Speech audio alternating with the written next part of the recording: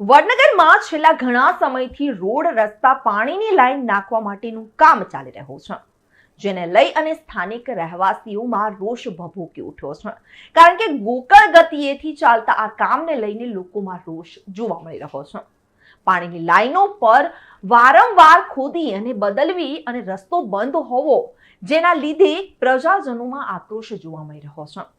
Engineer પણ કોઈ plan વગર જ કામ શરૂ કરાવ્યું હોય તેવી પણ ચર્ચાઓ જોવા મળી હતી। તંત્રના લીધે પ્રજા પરેશાન જોવા મળી રહી છે, જ્યારે મોટો એક ખાડો પણ ખોદવામાં આવ્યો છે, જેને લઈ અને પ્રજામાં રોષ જોવા મળી રહ્યો છે। હાલ લોકો હેરાન પરેશાન થઈ રહ્યા છે અને બાજુમાં જ પ્રાથમિક શાળા પણ આવેલી છે, જેના બાળકો અવરજવર અહીંથી કરતા હોય। જો બાળકો ખાડામાં પડશે અને કોઈ અનિચ્છનીય ઘટના બનાવ બનશે તો જવાબદારી કોની? ત્યારે વધુમાં કોઈ બીમાર વ્યક્તિને ઇમરજન્સી માટે લઈ જવો હોય તો પણ તકલીફ પડી રહી છે, જેવા અનેક આક્ષેપો હાલ થઈ રહ્યા છે। મહિલાઓને પણ દૂધ શાકભાજી લેવા માટે બજાર જવામાં પણ મોટી તકલીફો પડી રહી છે।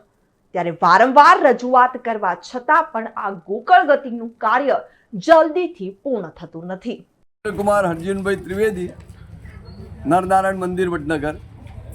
આ નરનારાયણ મંદિરથી પાડાપોળના ચાચરેથી મોઢવાડાના ચાચરા સુધીનો જે રોડ છે, આજે 4 મહિનાથી ખોદીને મૂકેલો છે।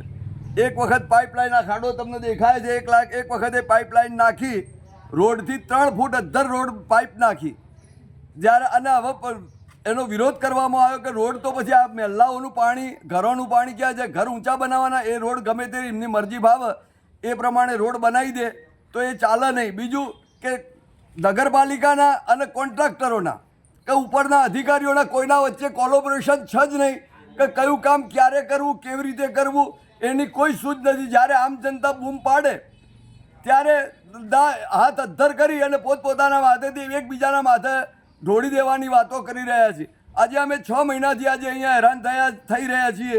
આ પાઇપલાઇન એક વખત ખોદી નાખી, હવે પાછી ખોદીને બહાર કાઢી નાખી, હવે પાછો ફરી ખોદી અને ફરી પાછો તો એમના પાઇપ ક્યાં નાખવાની છે કે પછી સરકારે જેટલી પાઇપો આપી એટલી જમીનમાં ગાલી દેવાની? એનો કોઈ ગ્રાફ કે એનો કોઈ નકશો કે એવું તો કોઈની પાસે છે જ નહીં। એન્જિનિયરિંગ પ્લાન કરવામાં આવ્યો એવું લાગે છે? બિલકુલ લાગતો નથી। એન્જિનિયરિંગ પ્લાન ક્યારે દેખાતો જ નથી અને ચીફ ઓફિસર તો આજ દિન સુધી આ રોડ ઉપર જોવા માટે જ આવ્યા નથી।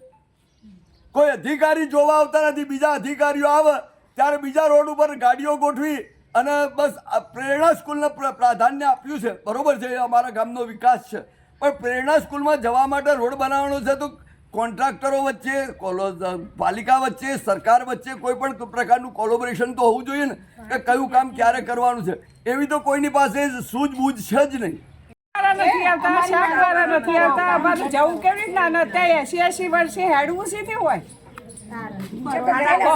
મહિનાથી અમારે જે મેઇન રોડ છે, જે બજાર જવું હોય, સ્ટેશન જવું હોય તો એ મેઇન રોડ છે ને એ ખોદકામ કરી દીધું છે। અમારે જવા આવવામાં તકલીફ પડે છે। અમારે ઘરે ફાધર છે, ઉંમરલાયક 86 વર્ષના, બીમાર પડ્યા તો અમારે ગાડી પણ આવી શકતી નથી। તો આ માટે કોઈ એક્શન લેવું જોઈએ કે નહીં ઝડપી? અમે વારંવાર ફરિયાદો કરીએ છીએ મહિલાના, પણ કોઈ એક્શન લેવામાં આવતું નથી। પાણી પણ નિયમિત આવતું નથી। તો આ બેદરકારી ભર્યું કામ છે, તો એ માટે કોઈ એક્શન લો ને અમને જે તકલીફ પડે છે તો દૂર થાય। કચરાવાળી ગાડી આવતી નહીં, છેક દરવાજા બહાર અમારે કચરો નાખવા જવું પડે છે। અને કાલ અમારા જમાઈ મોતી થઈ ગયા હતા, તે ગાડી લઈ સ્ટેશન દોડવા પડી, 108 કહી દે આવો, એટલી તકલીફ પડે છે અહીંયા આગળ અમારા રોડ ઉપર। અને હું તો 2 વખત તો પડી ગઈ દરવાજામાં, તો પછી અમારે શું કરવાનું?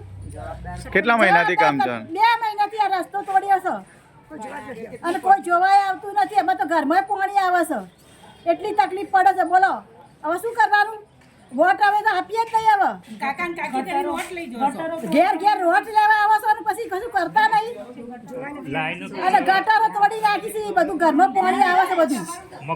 તકલીફ છે બેન? 1 મહિનાથી બીજા રોડ ગોદી મૂક્યો છે, કોઈ જોવા આવતું નથી, કોઈ કરવા આવતું નથી। આ મારો બાળક 2 વાર પડી ગયો, કોણ દવાખાને લઈ જશે? દવાના પૈસા કોણ આપશે?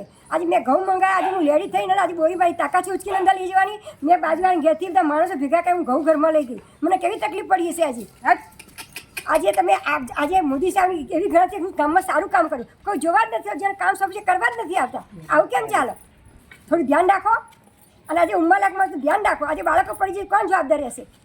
આજે અમને કેટલી તકલીફ પડે છે. મારા ઘરવાળા બીજા ઢીંચે પડી 2 વાગે પડી ગયા. ઘરે એક ગેસનો ખાડો કરી દેશે. કેવી રીતે અંદર જાય ને આવો માણસ?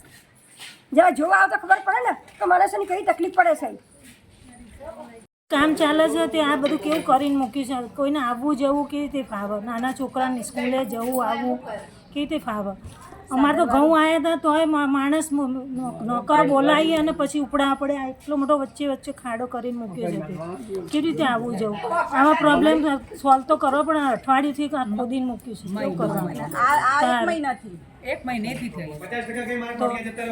શું તકલીફ છે બા તમારે? આ રોડ મહિનાથી આવો જ કરે છો તે હેડીએ શાકવાળા આવતા નથી, દૂધવાળા આવતા નથી, અને આ રોડ ઉપર દૂધ શાક લેવા જઈએ તો પડી ના જઈએ, અને પડી જઈએ કોણ દવા કરશે?